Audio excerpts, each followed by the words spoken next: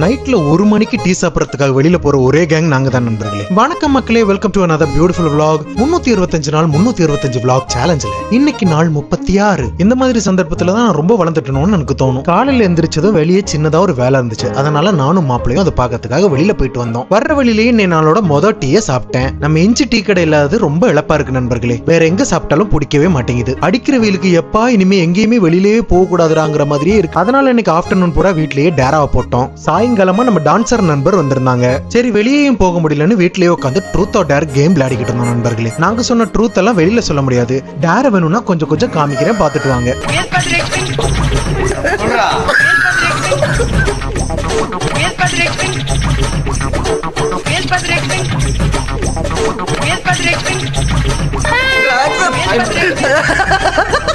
Night ஆனதுக்கு அப்புறம் வீட்லயே உட்காந்து போர் அடிச்சிருச்சு.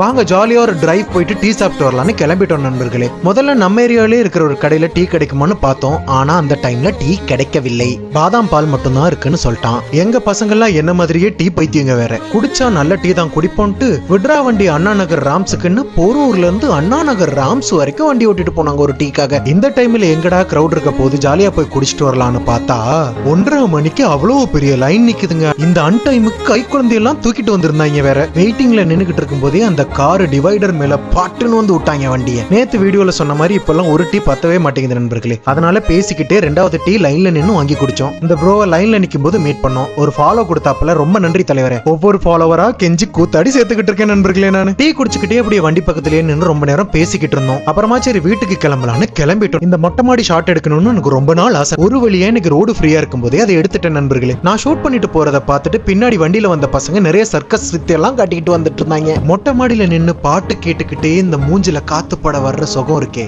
ஆஹா அவ்வளவு அருமையா இருந்துச்சு. வாழ்க்கையில மறக்க முடியாத ஒரு எக்ஸ்பீரியன்ஸ். இத்தோட இன்னைய vlog முடிச்சுக்கிறேன். நாளைக்கு உங்களை இன்னொரு அழகான vlogல வந்து சந்திக்கிறேன். அது வரைக்கும் திஸ் இஸ் யாஷ், டாடா, இரவு வணக்கங்கள்.